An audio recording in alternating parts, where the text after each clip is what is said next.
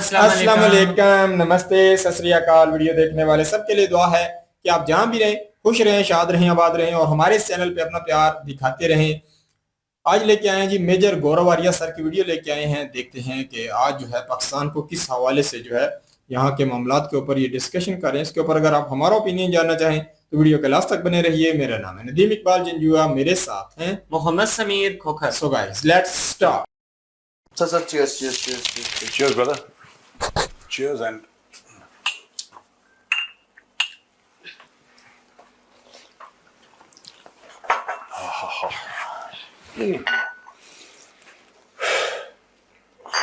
बताओ। सर स्वागत। स्वागत। हाँ, स्वागत। आप चखने पे चर्चा में आपका बहुत बहुत स्वागत है। हमारा चैनल बहुत अच्छा कर रहा है। आप देख रहे हैं 3-3 चखने हैं, तो हल्की बात नहीं है। अगर आप चाहते हैं कि इस कैमरे के पीछे बैठने वालों के लिए भी चखने चाहिए तो आप जल्दी 1 मिलियन पहुंचाइए।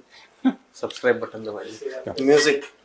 हाँ, आज गोप्स ने बोल दिया ऐसी बात पे। म्यूजिक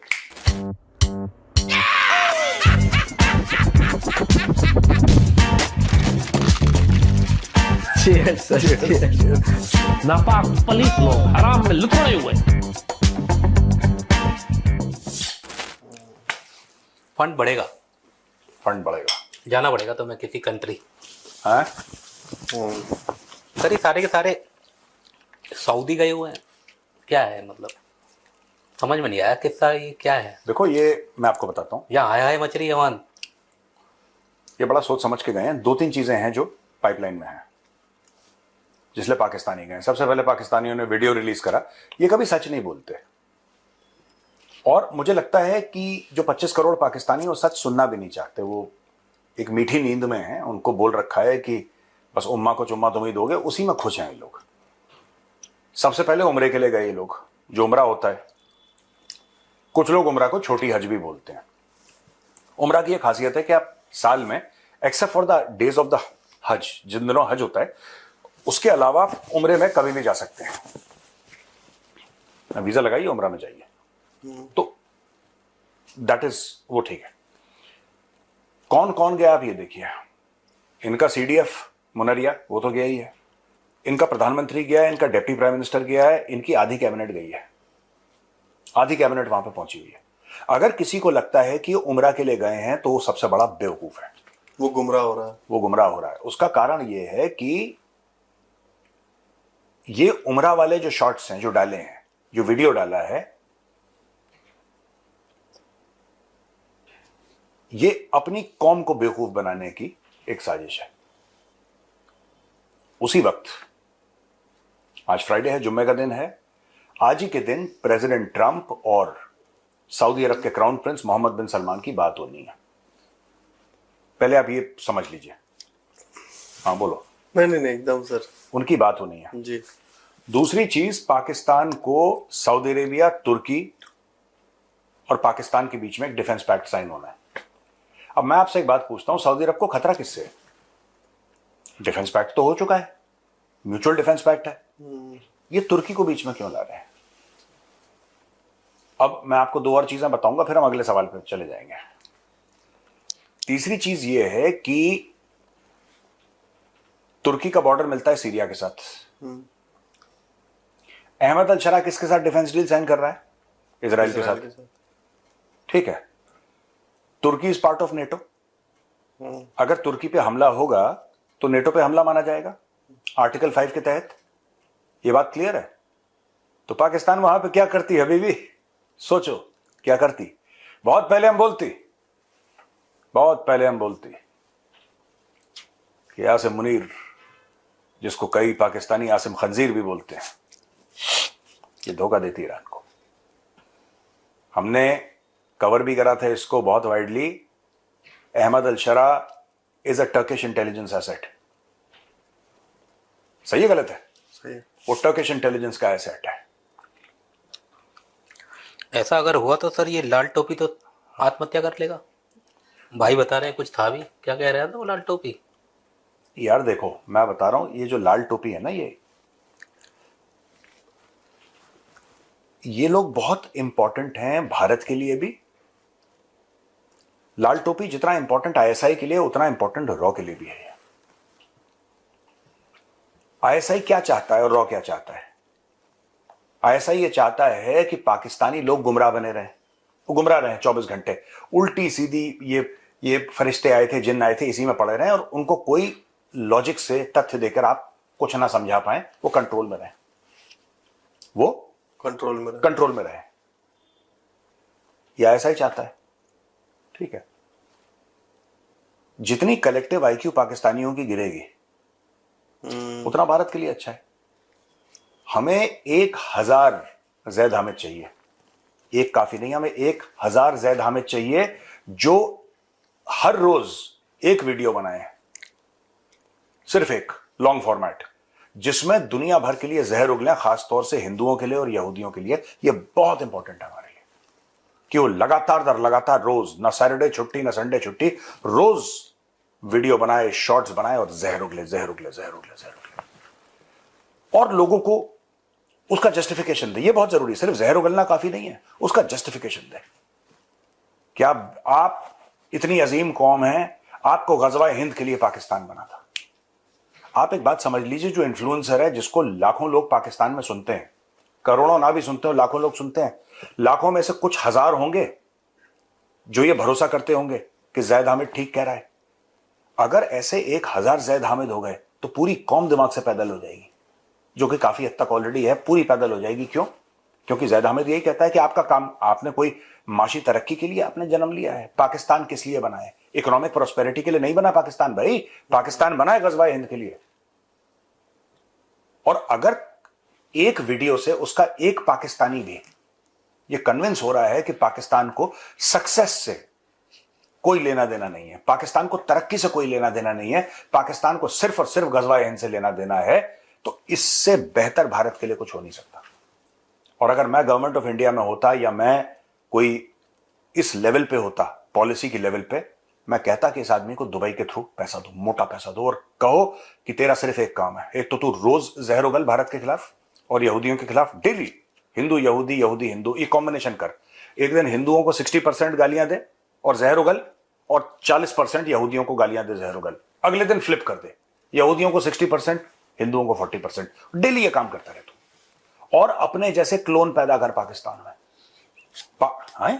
पाकिस्तान के हर शहर से ये कंटेंट निकले। ये हमारे लिए असली लॉटरी होगी। मैं तो चाह रहा हूं कि यार ये लोग करें, ये कर नहीं पा रहे, एक ही निकाल के उसमें एक ही में खुश हो गए लोग। बहुत फायदा है भाई, बहुत फायदा है, क्योंकि पाकिस्तानियों में वो कैपेसिटी नहीं है दुनिया को देखने की कि क्या चेस खेला जा रहा है आजकल। सर ये थोड़ा सा फौज से नाराज रहता है, क्योंकि फौज, मुझे लगता है कि फौज ने उसी सऊदी के साथ डिफेंस डील कर ली जिसने इसकी लालम लाल की थी। तशरीफ पे अखियों से गोली मारे, पता नहीं चल रहा था कि ऊपर से लाल है कि नीचे से लाल, जिसने इसकी लालम लाल है। यार मेरे को एक शब्द बोल रहा है, लेकिन मैं बोलूंगा नहीं, गलत हो जाए। तुम ऐसा कुछ मत बोलना, तुम अच्छा, इसके वीडियो कुछ आए थे, खड़े होके बना रहा था ये उसी दौरान के होंगे। तब वाले आर्मी चीफ ने इसको बचा लिया था। अब बोला कहता कि अगर तुम गए सऊदी, नहीं वो तो देखो, तो तुम्हारा अल और साउथ दोनों अलग अलग करेंगे उसे। वेल और बताओ, और क्या सवाल है? सवाल और जवाब क्या है? सर वो सवाल, एक और सवाल तो नहीं है, यही जवाब है। द रेड कैप से रिलेटेड एक चीज है। द रेड कैप सेज कि अगर गज्जा के लोगों को आप ये कहते हैं, तो सुनवा देता हूँ सर। आज लोग बात करते हैं फलस्तीन के मुसलमानों पर, तंज करते हैं जलील और कमीने लोग, कहते हैं जी कि फलस्तीन ने, गजा के मुसलमानों ने छेड़ा इसराइल को, जब भी गजा तबाह करवा लिया। तो ये गाली फिर तुम कायदे आजम को भी दो, नाउजुबिल्ला, अल्लामा इकबाल को भी दो, कि खामखा हिंदुओं और सिखों और अंग्रेजों को छेड़ा और पाकिस्तान बनाने की कोशिश की, 50 लाख मुसलमान शहीद करवाए, करोड़ों की हिजरत करवाई, क्या फायदा हुआ?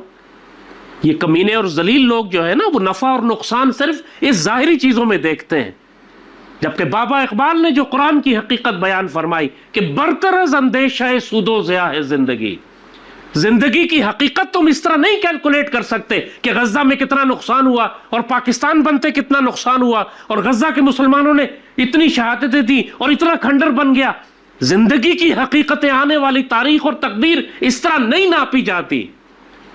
जो सरफरोश और जांबाज होते हैं, जो अल्लाह उसके रसूल से प्यार करने वाले होते हैं, जो कौमों की तकदीर और तारीख लिखते हैं, वो इसी तरह अपने आप को कुर्बान करते हैं, इसी तरह अपने आप को तबाह करवाते हैं। तो कहता है कि अगर गज्जा के लोगों को आप ये कहते हैं उन्होंने छेड़ दिया इसराइल को इसलिए मारे जा रहे हैं, वो गलत थे, तो आप फिर वो गाली अल्लामा इकबाल को भी दीजिए। खंजीर, खमऊद, खनली, पता नहीं क्या बीचों डालता है अपने खबीज लोगों को भी बोलता है।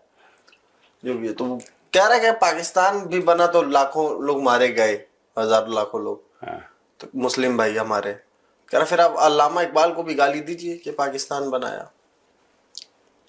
अल्लामा इकबाल पाकिस्तान बनने से पहले मर गया था। पागल है नहीं ये नहीं, अल्लामा इकबाल जो था वो पैन इस्लामिज्म के ऊपर उसकी बहुत ज्यादा शायरी है, ठीक है।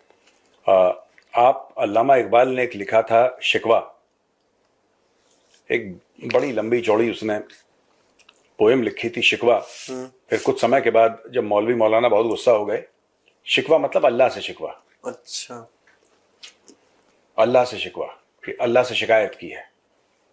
फिर उसने जवाब शिकवा लिखा और उसको कव्वाली फॉर्म में लेकर साबरी ब्रदर्स की आप सुनिएगा, बहुत शानदार है। लेकिन एक पैन इस्लामिक वर्ल्ड, इस्लाम में नेशन स्टेट्स का रिकॉग्निशन तो है, नेशन स्टेट्स का रिकॉग्निशन है इस्लाम में, लेकिन उसको ज्यादा इंकरेजमेंट नहीं है। व्हेन आई से रिकॉग्निशन मतलब इस्लाम में कहता है कि हाँ नेशन स्टेट्स होते हैं, but nation states are irrelevant, countries are irrelevant in front of the greater brotherhood of the उम्मा। आइडिया वही है। तो ये जो कह रहा है कि अल्लामा इकबाल को गाली दीजिए, बिल्कुल दीजिए। आप भाई एक बात बताइए, गजा में जो हुआ, ठीक है ना, या फिर जो हिजबुल्लाह के, अब इशू क्या है कि जब तक ईरान के कहने पे ये लोग इजराइल के ऊपर अटैक करते हैं, फंडिंग वहां से आती है, ठीक है ना, फंडिंग वहां से आती है। मेरी शिकायत डोनाल्ड ट्रंप से ये नहीं है कि तुमने ईरान पे अटैक क्यों किया। मेरी शिकायत यह है कि जब तुम कर रहे हो तो फिर काम खत्म करो ना यार। तुम बीच बीच में तुम्हें हिचकियां क्यों आती हैं? या तो तुम नहीं पढ़ते लड़ाई में, पढ़े हो तो खत्म करो मामला। एनीवे, और बताओ। खैर सर, कोई ये मामला बड़ा सीरियस हो जाएगा। मामला तो सीरियस है। एक JKJAC है सर, ऑब्वियसली। एक क्या, POJK वाले बैन हो गए जो। मेरा नहीं, ये वो तो जॉइंट अवामी एक्शन कमेटी JAC है। हाँ, ये तो JKJAC है। ये दूसरा ही है, ये दूसरा ही है, जिसके 2,500-3,000 फॉलोअर हैं ट्विटर पे। कुछ हाँ? फॉलोअर है। क्या बोला उसने? इन भाइयों को कल अलग से ट्विटर का एक वीडियो मिल गया कि इंडियन वो क्या है, टीयर गैस और ये सब। मैं सर वो सोर्स देखना चाहता हूँ इनका। ये वो नहीं है जॉइंट अवामी एक्शन कमेटी, ये वो वाली नहीं है। ये एक फर्जी ट्विटर हैंडल बनाया गया है, क्योंकि जब पाकिस्तान ने, जाहिर सी बात है, अगर पाकिस्तान ये बोलेगा कि हम इसके ऊपर बैन करो और इसको टेररिस्ट एक ऑर्गेनाइजेशन डिक्लेयर करेगा, तो हर चीज उसकी ब्लॉक करेगा। मैं ये नहीं कह रहा ब्लॉक कर दी, लेकिन नॉर्मली बात यही होती है ना कि अगर आप उसको टेररिस्ट घोषित कर रहे हैं, आप उसको टेररिस्ट ना भी घोषित कर रहे हैं, आप उसको ब्लैकलिस्ट तो कर रहे हैं, आप उसको इलीगल घोषित कर रहे हैं ना, फिर आप हर जगह उसको चोट पहुंचाने की कोशिश करेंगे। मैं यही बात कह रहा हूं कि ये जो है, ये फर्जीवाड़े का है मामला, ये फर्जीवाड़े का है। क्योंकि POK जल रहा है, POJK जल रहा है, और क्योंकि POJK जल रहा है इसलिए अब लोग पूछ रहे हैं, वहां पे लोग, people have been asking for the longest period of time कि यार वहां पे इतनी तरक्की है, यहां पे क्यों नहीं है? यहां पे बात करते हैं ना आपस में, they talk, and when they talk they compare. तुम्हारे यहां आटा कितना है, हमारे यहां इतना का है। अच्छा, तुम्हारे यहां ये होता है, हमारे यहां ये होता है। कंपैरिजन इंसान की, हर एक इंसान करता है, सिर्फ ऐसा नहीं कि लाइन ऑफ कंट्रोल के इस तरफ और इस तरफ वाले कर रहे हैं। हम सब कंपेयर करते हैं लाइफ में। जब वो कहते हैं कि यहाँ पे सड़कें बन गई, यहाँ पे रेल आ गई, यहाँ पे स्कूल में आ गए, अब टीचर हैं, सब कुछ है, बढ़िया है, ठीक ठाक हो रहा है, अभी भी कमियां हैं लेकिन उसकी तरफ सुधारने की ओर लगे हैं, टेररिज्म का, तो उन लोगों को लगता है यार ये हमें तो शारक बताया था। पाकिस्तानी फौज ने 77-78 साल से इनको बताया था तुम शारग हो, तुम्हारे बिना दुनिया नहीं चलती, सूरज जो उगता है और डूबता है तुम्हारे चलते डूबता है। तो अगर ये कश्मीर है, जैसा उन्होंने बताया कि ये कश्मीर है और पूरी दुनिया और पूरा जो मिल्की वे और सोलर सिस्टम जो है वो कश्मीर के इर्द गिर्द घूमता है, ये इनको बता रखा था डे वन से। तुम्हारे लिए न्यूक्लियर वॉर हो जाएगा और तुम्हारे लिए फिर जब जिसको कहते हैं कि भरम जब टूटता है तो बहुत दिल टूटता है यार, उसके साथ भरम के साथ दिल भी टूटता है। तो ये है सर, अभी चुनाव हो रहे थे, पीओके में चल रहे हैं, एक बंदा जो जीता है ये शरीफ बंधुओं का ही बंदा है वो इतना शरीफ था सर कि ग्रूमिंग गैंग से ताल्लुकात है और सजा वजा भी काट चुका है, बलात्कार और तस्करी बच्चों की मामले कहाँ में पे? ये पीओके में इसको सजा हुई थी वहां पे। वही जानना चाहता हूं कहां पे हुई थी सजा। लंदन।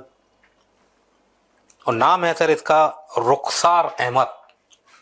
ये अब तो उम्र दराज हो गया, अब तो खैर 62 साल का हो गया।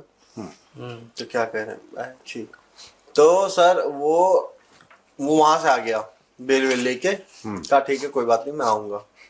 फिर यहाँ से जब बुलाया वहां पे कोर्ट ने, क्या आओ तो वहाँ बेल प्ली के लिए कुछ बातचीत है। बोला देखिए बीमार है भाईजान, बैठ नहीं पा रहे, खड़े होके रह रहे हैं आजकल। क्या ठीक है। अब यूके वाले कह रहे हैं जब तुम इतना ही बीमार हो तो वोट कैसे मांग रहे हो रैलियों में। मीरपुर से चुनाव जीत भी गया ना वो। उसको जिता दिया। पाकिस्तान हर समय, देखो एक बात ध्यान रखना, पाकिस्तान हर समय रेपिस्ट को जिताएगा, पाकिस्तान हर समय रेपिस्ट को जिताएगा, पाकिस्तान हर समय जो गुनाह ऐसे करता है पाकिस्तान हर समय उसके साथ खड़ा है। वो अकरम नहीं था जो पाकिस्तान का यूनाइटेड नेशंस में एम्बेसडर था, उसने भी अपनी लिव इन जो पार्टनर थी उसके साथ यही काम करा, सेक्सुअल अब्यूज करा, मारपीट करी, पुलिस उसको पकड़ के ले गई। वो आया डिप्लोमेटिक पासपोर्ट से बाहर, क्योंकि उसको छोड़ना पड़ेगा, डिप्लोमेटिक पासपोर्ट उसके पास है। पाकिस्तान ने उसको फिर उसका मेकअप वेकअप करा उसका, और कुछ साल के बाद दोबारा वापस विदेश भेज दिया। पहली चीज। दूसरा पाकिस्तानी लॉर्ड नजीर अहमद, जिसके बारे में मैं कई बार बता चुका हूं, बीबीसी, आप स्क्रीन पे देखिए, पहले वाला वो जो अकरम है उसका भी देखिए स्क्रीन पे, और ये इसका भी देखिए, लॉर्ड नजीर ने चाइल्ड सेक्सुअल अब्यूज, जबकि वो पियर था, वो हाउस ऑफ लॉर्ड्स में बैठता था वो यूके में, उसको इतनी इज्जत दी, वहीं की लड़कियों के साथ उसने ये करा, वहीं की लड़कियों के साथ, ठीक है ना। और तीसरी चीज ये जो आप बता रहे हैं, जो रुखसार अहमद, ये सारे के सारे पाकिस्तानी यही काम करते हैं। आपने कभी सुना पाकिस्तानी कोई साइंटिस्ट है जिसने बहुत अच्छा काम किया या जिसको नोबेल प्राइज मिला? एक मिला था, उसको अहमदी इन्होंने करार कर दिया, दूसरे के माथे पे गोली मार दी। आपने कभी सुना है पाकिस्तान ने कोई इन्वेंशन करा है, कोई अच्छा काम करा है, कोई भलाई में? पाकिस्तान का नाम हर समय ऐसी चीजों में आता है, बेच दिया, लुट गए, बर्बाद हो गए, रेप कर दिया, ये देखो। और उसको चुनाव जितवाया है क्योंकि वहां के लोगों ने वोट नहीं दिया, वहां पे तो वोट के लिए लोग बाहर नहीं आए घर से, इसको जितवा दिया। एक रेपिस्ट को जो कि बेल पे बाहर था उसको। तो इस पे लाल टोपी काहे वीडियो नहीं बनाता है? नापाक पलित लोग हराम में लिपटे हुए, और ये वो इन पे बनाए, थोड़ा सा अच्छा भी लगे, सुनने में भी प्यारा लगे कि किनको बोल रहा है। अब मैं जो अगला सवाल पूछने जा रहा हूँ वो लाल टोपी का लाल कर देगा क्या? मतलब सॉरी वही कि सर भारत ने चैनल बंद करवाएगा ये। 2596 शिपमेंट की है वेपन्स की इसराइल के लिए। यहूदियों के साथ साजिश की है हिंदुओं ने। क्या था उस साजिश में भाई? 7 अच्छा, ये वही है जिसमें लोग बड़ा क्रिटिसाइज कर रहे हैं, एमनेस्टी इंटरनेशनल की रिपोर्ट है, मैंने पढ़ा है, हाँ I have read this, amnesty international की रिपोर्ट है। इजराइल ने भारत को तब मदद की थी जब किसी और ने भारत की मदद नहीं की थी, ठीक है, पहली चीज। और 1962, 65, 71, 1999 Kargil, Balakot, and as we speak right now, है ना, पहली चीज। दूसरी चीज ये है कि ये जो एफसीआरए की भी बहस हो रही है, कुछ साल पहले जो नल बंद किया गया था वो एमनेस्टी इंटरनेशनल का नल बंद किया गया था, तो उससे एमनेस्टी इंटरनेशनल भी बहुत परेशान है कि हमारा पैसा बंद कर दिया। तो इनको खाज हो रही है, इनको खुजली हो रही है बड़ी। ये कहते हैं कि आपने हथियार दिए, वो पूरी लंबी चौड़ी रिपोर्ट है, पाकिस्तानी उस पर कह रहे हैं कि आपने हथियार दिए तो इजराइल ने लेबनान पे हमला किया, आपने हथियार दिए तो इजराइल ने ईरान पे हमला कर दिया है। तो हथियारों से और होता क्या है? हमने इजराइल को मिसाइल दी, इजराइल ने अपने ड्राइंग रूम में लगा दी। ठीक है, क्या क्या हराम में लिपटे, क्या है? हराम में लिपटे हुए नापाक पलीत लोग। नापाक पलीत लोग हराम में लिपटे, ये ठीक है, ये मेरी क्वालिटी होनी चाहिए, नापाक। सर चलते चलते उसका वीडियो मिल गया था कल। किसका? वही है ना सर। तो आप ये बताइए, सर एक बंदे से पूछ रहा है वो कि आप वो वाक्य बताइए कि जब आप अमिताभ बच्चन से मिले, आपको मतलब मिले क्या, एयरपोर्ट पे मिल गया, एयरपोर्ट पे एयरपोर्ट। फिर खैर वो नहीं, वो बहुत मजेदार वाक्य है, वो बताइए। मेरे को लगा कि अमिताभ बच्चन से मिलने गया होगा या उन्होंने बुलाया होगा या उनके साथ कहीं काम कर रहा होगा। कहीं कुछ नहीं, एयरपोर्ट पे मिला और उसी पे एक बाकायदा स्टोरी है उसके पास, और उसको वो कह रहा है बताइए आप, मतलब अच्छा वो भी तो बताएं, वो सिक्योरिटी चेक में तो अमिताभ जब बच्चन सिक्योरिटी ने भी चेक हम बेल्ट 10-15 मिनट हम साथ, क्योंकि बड़ी लंबी लाइन थी, अब उसके भी जैकेट उतरे, वो अंगूठियां भी ज्यादा वगैरह पहनते हैं, उसकी भी उठी। मैंने कहा सर आपकी भी उतर रही हैं? कहता है यार इनके लिए मैं अमिताभ बच्चन नहीं हूँ। अब वो जैसे ही उसने सिक्योरिटी का वो पार किया, वो ड्यूटी फ्री शुरू हो जाता है। ओहो सर वो उस लोग जो इंडियन जो इनके होंगे, वो आते हैं इनके पाँव में आके, एंड उस जब वो लोग उससे फैन और मिल रहे हैं तो आके बोलते हैं आप लाउंज में मिलेंगे आगे। मैंने कहा नहीं सर मैं PIA से जा रहा हूँ, उस वक्त PIA चलती थी डायरेक्ट फ्लाइट, तो वो हमारा लाउंज अलग है। तो ये मतलब इतना कर्टेशियस, तो जो लोग कहते हैं कि नहीं यार ये लोग, वो मैं समझता हूँ बहुत अच्छे पाकिस्तानियों को बताएं फिर अमिताभ बच्चन। अब अमिताभ बच्चन कैसा है, वो लंबा है कि छोटा है? और अमिताभ बच्चन की भी जान चोरी थी एयरपोर्ट पे। हाँ, तो ये किस्मत है, ये किस्मत की चीजें होती हैं, बिना किस्मत के ऐसा इस पे एपिसोड चला दे रहा है वो। हाँ, एपिसोड पूरा का पूरा सच सच तो एक और है, सर मैं उसकी तरह बोलने की कोशिश कर एयरपोर्ट पे एक और मुलाकात की मुझे याद आ गया वाकया, है। एक और मुलाकात का वाकया याद आ गया। वेल, मेजरा बकवास करते हैं। खैर सर, हम लोग थे बैंगलोर के एयरपोर्ट पे, तो मैं बाथरूम में गया, तो खड़े थे सब लोग, तो ऐसे लोग एक स्टॉल छोड़ के तीसरे में एक ऐसे लोग दिया। हाँ, एक भाई साहब थे, तो हम यहाँ थे, सब अपने काम में बिजी थे। मेरी तरफ देखता है, कहता है ये मेजरा, मैं बोला हेलो, तो उसको बोला ज्यादा नहीं, ज्यादा यहाँ पे फ्रैंक और फ्री होने की जरूरत नहीं है। भाई ने इग्नोर कर दिया, उसने पीछे मुड़ा, चला गया। मैं ये क्या था यार, बड़ा सॉलिड बंदा है। ये है जी पाकिस्तान की शान, आन बान शान। हमारे ऐसे लोग हैं, देख लें कि आज़ाद कश्मीर जहां इलेक्शन हो रहे हैं तो उसके एक बंदे को इन्होंने जितवा दिया है, वो बंदा भी नून लीग के साथ लग गया है, और इसका रिकॉर्ड अगर देखा जाए तो शर्मिंदगी होती है। हम खुद भी कहीं ना कहीं ऐसे लोगों को प्रमोट कर रहे हैं पाकिस्तानी, कि जिनको देखा जाए तो दुनिया में कह लो कि गंदे कामों की वजह से सजा मिल रही है। रुखसार अहमद साहब जो है, अगर देखा जाए UK में जो है सजा याफ्ता हैं, वहाँ गंदी हरकतें करते रहे हैं, पकड़े गए हैं। और देख लें कि पाकिस्तान ऐसा कंट्री है, ऐसे लोगों को हम जो है एक नामवर बना देते हैं। देखिए ये MNMP बन गया है, तो ऐसे लोगों के पास अथॉरिटी आ जाती है कि लोग उनके पास आते हैं मसाइल लेकर अपने इलाके के, तो ये फिर अभी जो है नोचेगा ऐसे लोगों को, क्योंकि वो बंदे का करैक्टर ही ढीला है, करैक्टर ही गंदा है, तो वो बंदे से क्या अच्छी उम्मीद की जा सकती। मतलब अभी हमारे मुल्क में ये ऐसे लोग भी अभी जो है वो ऊपर आएंगे और आपके अपने जो देखेंगे, ये जो नीचे जो MNMP बनता है, जो उनकी जगह होती है, वो सारे एक औलाद की तरह ही उन्हें समझा जाता है, बेशक बड़े हो या छोटे। तो इन्होंने देखें हुकूमत से उनके लिए रिलीफ फंड लेने होते हैं, उनकी गलियों नालियों के लिए काम करने होते हैं, तो लोग फिर अपने घरों के मसाइल, अपने इलाकों के मसाइल लेकर इनके पास जाते हैं। कोई केस के लिए जाता है, कोई बच्चे के प्रॉब्लम के लिए जाता है, कोई बच्चे की क्या लोग स्कूल के लिए जाता है, तो बहुत सारे मसाइल लेकर लोग ऐसे लोगों के पास जाते हैं। तो अगर ऐसा दरिंदा जो है वो बैठा हुआ है तो देख लें कि हालात क्या बनने वाले हैं। उस पूरे हिस्से के हवाले से अगर देखा जाए तो मैं ये समझता हूँ कि ये हमारा कंट्री है, हमें कहीं ना कहीं ऐसे लोगों को अगर देखा जाए तो प्रमोट नहीं करना चाहिए। ऐसे लोगों को तो MNMP सीट के लिए भी जो है नॉमिनेट नहीं करना चाहिए, जो कहीं ना कहीं मुल्क में हो या आउट ऑफ कंट्री में सजा याफ्ता हो, जिनको कहीं ना कहीं एक गंदे फेल में जो है पकड़ा गया हो। तो देख लें हमारे यहाँ ये चीज है कि ऐसे लोग जो है सामने आ रहे हैं, और ये भी शर्मिंदगी की बात है। देख लें दुनिया भर में जिन लोगों को सजाएं दी जाती हैं, उनको उठाकर किसी भी कह लो के सिस्टम से ही निकाल दिया जाता है कि वो लोग और सिस्टम को गंदा ना करें। तो हमारे यहाँ उन लोगों को कह लो इलेक्ट किया जा रहा है। कि देखें कि नून लीग को वहां जिताने की पूरी कोशिश है। मैंने जितना स्टडी किया है कश्मीर के सिलेक्शन को, तो नून लीगों को यहाँ जो है पूरा जो है उनको सपोर्ट किया जा रहा है। नवाज शरीफ को मेरे ख्याल में वजीर आजम बनाने की पूरी प्लानिंग चाह रही है। तो ये जो कह लो कि गंदा माल या गंदा मवाद है वो सारा इकट्ठा करके वहां नून लीग में डाला जाएगा, फिर वो कहीं ना कहीं आने वाले वक्त में वहां बैठ के कानून बनाएंगे। तो ये हमारे सिचुएशन है यहाँ के लोगों की, यहाँ के कह सकते हैं कि पूरे इस इलाके की, कि यहाँ जो एक पूरा हिस्सा है वो इस लेवल का है कि गंदगी से जो है लुथड़े हुए यहाँ लोग हैं।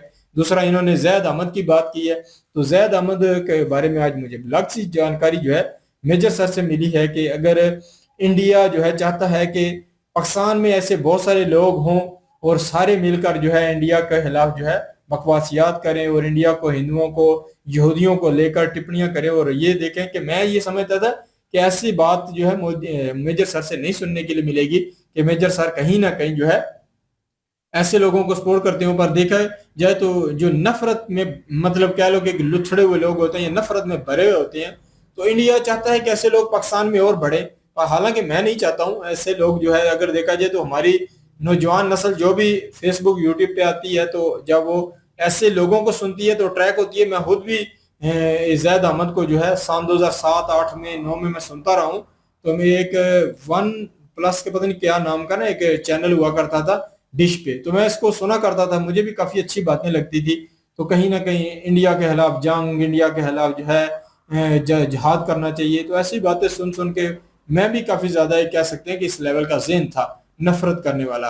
बाकी यह है कि हमने तो फिर ऐसे लोगों से अपने आप को जान छुड़ाई। मैंने ये समझा कि अमन से ही दुनिया बेहतर तरीके से अच्छी चल सकती है, तो मैं जैद अहमद को मैंने सुनना छोड़ दिया। तो ये अगर लोग आएंगे तो पाकिस्तान पूरे का पूरा, अगर कोई रेडिकल सोच से निकल भी रहा है जो ये चाहता है कि लड़ाई ना, तो वो भी लोग जो है ऐसी सिचुएशन में फंसेंगे। तो मैं ये समझता हूँ कि हमारे हुक्मरानों को भी चाहिए कि ऐसे लोगों को ज्यादा प्रमोट ना करें, ना इनको हुकूमती इदारों में रखा जाए, क्योंकि अगर ऐसे लोग सामने आएंगे तो हमारे लोग फिर ना तो पढ़ाई की तरफ जाएंगे, ये यही समझेंगे हम दुनिया की एक अलग कौम है, हम दुनिया के अलग ही प्रजाति हैं, हमारा जो है हमारे बगैर ये दुनिया चल नहीं सकती, ऐसा निजाम आ जाएगा। या ऐसे लोगों की जनसंख्या अगर यहाँ बढ़ना शुरू होगी तो मेरे नजदीक जो है ये बिल्कुल सिचुएशन जो है पाकिस्तान के लिए बिल्कुल सही नहीं होगी। यहाँ पढ़े लिखे और अच्छे एजुकेटेड लोग चाहिए जो इस मुल्क की इतनी बड़ी आवाम को जो है रिप्रेजेंट करें, वो अच्छे लोग सामने आए, अच्छी चीजें बनाए, टेक्नोलॉजी में आगे बढ़े। तो ऐसे लोग मेरे ख्याल में आने चाहिए। ये जो लोग हैं वो पाकिस्तान के मुस्तकबिल के लिए बेहतर नहीं होंगे। और इसके बाद अगर देखा जाए तो मुझे बड़ी हैरानगी हुई, पूरी कैबिनेट जो है उठ के अगर देखा जाए सऊदी अरब में चली जाती है।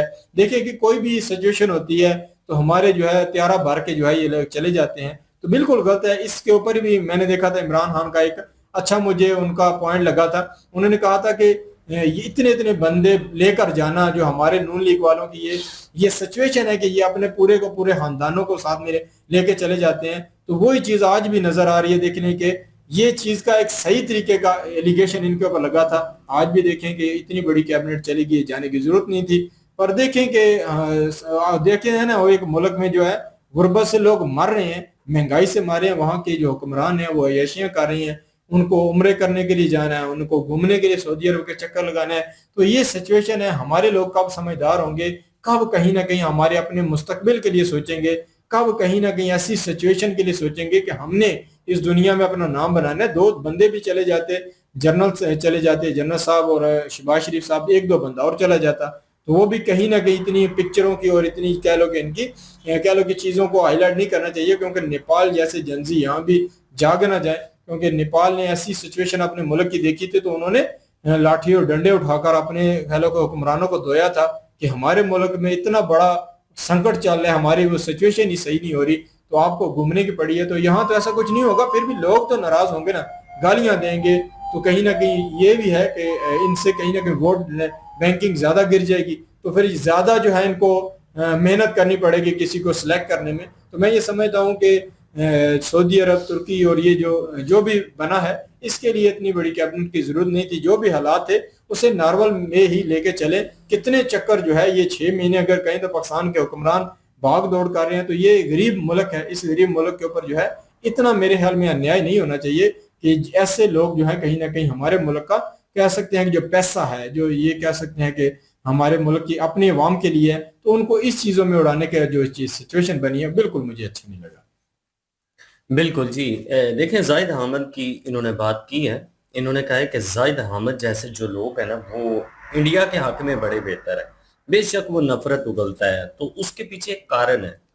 उसके पीछे कारण ये है कि जाहिद हामिद जो है ये एक ऐसा चूरन चटवाते हैं पाकिस्तानी कौम को, जो बताते हैं जी कि फरिश्ते आए, जिन्न आए, हमने ये कर दिया, हमने इंडिया की फौज के साथ जब जंग की तो फरिश्तों ने टैंक चलाए, फरिश्तों ने बमबारी की वहां पर इंडिया में। तो ये नैरेटिव जो फैलता है, तो इससे ना पाकिस्तानी कौम क्या होती है, पाकिस्तानी कौम को लगता है कि हमें टेक्नोलॉजी में आगे जाने की जरूरत ही नहीं है, हमारे फरिश्ते हैं ना, वो आ जाएंगे और वो आके जंग लड़ लेंगे।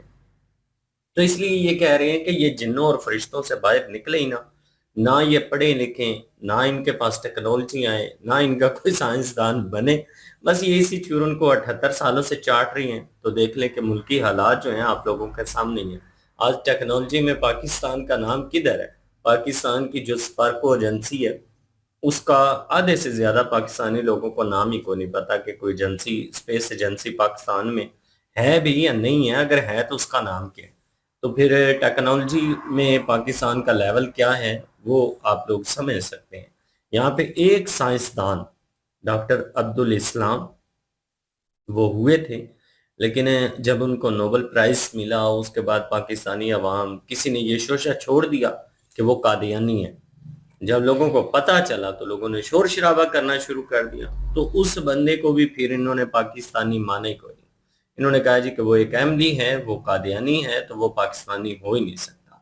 आप इंडिया की बात करते हैं, इंडिया के साथ कंपेयर करते हैं, इंडिया में तो कितने लोग हैं जो कि सनातन धर्म से ताल्लुक नहीं रखते, दूसरे धर्मों से ताल्लुक रखते हैं, लेकिन उन्होंने इंडिया के लिए काम किया है। तो इंडिया में अवाम और इंडियन सरकार आज भी उन लोगों को हीरो मानती है। वो ये नहीं देखते कि इसका धर्म क्या है, वो ये देखते हैं कि इसने मुल्क के लिए किया क्या है। तो ये चीजें इंडिया में देखी जाती है, पाकिस्तान में नहीं देखी जाती। तो मेजर साहब यही चाहती हैं कि यही होगा, तभी जाके देखें ना कि डॉक्टर अब्दुल इस्लाम के बाद कोई साइंसदान आया, किसी को नोबेल प्राइज मिला है? नहीं मिला। मलाला यूसुफ अच्छी लड़की थी, उसको मिला, उसको इन्होंने गोली मार दी। तो वो फिर अपनी जान बचा के यहाँ से भागी, अमेरिकन उसको लेके गए। तो ये हालात है। और भी कितने यहाँ पे मिल जाएंगे जिनको इस तरह से ट्रीट किया जाता है। जो अच्छे लोग होते हैं उनके लिए, और जो बुरे लोग होते हैं वो आपके सामने ये रुखसार अहमद जैसे लोग, ग्रूमिंग गैंग के केस चल रहे हैं इनके ऊपर, इनको सजाएं मिली हुई हैं। लॉर्ड नजीर इन्वेस्टर था और उसके बाद अकरम वो भी इन्वेस्टर था, डिप्लोमेटिक पासपोर्ट है इनके पास, और हरकतें इनकी देख लें कि वहां पे छोटी मासूम बच्चियां जो हैं वो इनके हाथों से महफूज नहीं है, बच्चे इनके हाथों से महफूज नहीं है। तो डिप्लोमेटिक पासपोर्ट की वजह से उनको छोड़ना तो पड़ा, लेकिन इसके अलावा भी बेशुमार पाकिस्तानी उन लोगों ने पकड़े हैं जिनको उन लोगों ने जेलों में बंद किया हुआ है। और यूके में ये स्पेशली एक एहतजाज चला है, ये स्पेशली एक कह लें कि एक मुद्दा चला है कि पाकिस्तानी जो हैं वो यहाँ पे आके हमारे बच्चों के साथ इस तरह की गलीज हरकतें करते हैं। ये पार्लियामेंट में यूके के इस मुद्दे के ऊपर बात की गई है और स्पेशली सरकार की तरफ से एक्शन नहीं है। पहले ये होता था कि यूके में इतने सख्ती से एक्शन इसलिए नहीं लिए जाते थे वोटिंग बैंकिंग की वजह से, लेकिन इस दफा यूके की आवाम ने और यूके के कुछ पॉलिटिक्स जिन्होंने मजबूर कर दिया सरकार को एक्शन लेने पर, तो अब एक्शन बड़ी सख्ती से लिए जा रहे हैं। लेकिन ज्यादातर जो पकड़े जा रहे हैं लोग वो पाकिस्तानी ही हैं।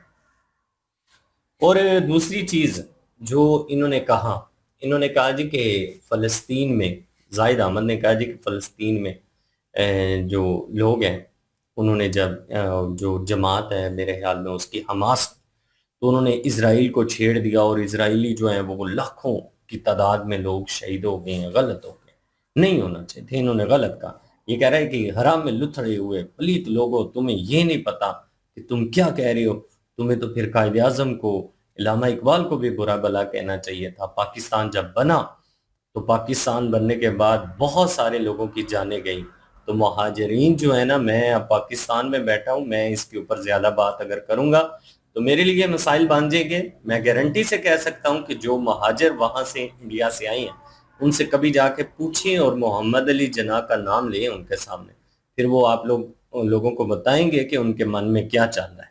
अब मैं तो नहीं कह सकता, क्योंकि अगर मैं कहूँगा तो फिर मसला बनेगा। तो ये चीजें ये समझते हैं कि नहीं होता कि कायदे आजम जो है, अल्लामा इकबाल जो है, इनको लोग बुरा भला नहीं कहते होंगे। वो तो कभी जाके सुने ना कि क्या कहती है। कितने आपको मिलेंगे। पिछले दिनों में एक बंदा मिल गया था, उसने कहा था उसने कायद आजम के खिलाफ उसने कहा था वो तो यशखोर बंदा था, वो तो ये था, वो तो शराब भी पीता था, वो तो सुअर का गोश्त भी खाता था, ये वो। फिर उसका क्या हाल किया ना पाकिस्तानियों ने, ये देखने के लायक था। तो यहाँ पे भाई हर चीज को ना पूजा जाता है, जो जो नैरेटिव यहाँ पे शुरू से बन गया ना वो वही है। पिछले दिनों में ख्वाजा आसिफ ने सिर्फ ये इतना कह दिया था, उसने कहा महमूद गजनवी क्या है, वो तो एक लुटेरा था, वो तो लूटता रहे, वो तो चोर चक्का था, हम उसको हीरो नहीं मानते। फिर उसका क्या हाल, हालांकि कितना बड़ा बंदा है, कितना बड़ा बंदा है, तो उसका जो हाल हुआ है वो भी देखने के लायक था। फिर अवाम ने वो उसकी की है ना कि जो कहते हैं कि उसके पल्ले कुछ नहीं छोड़ा।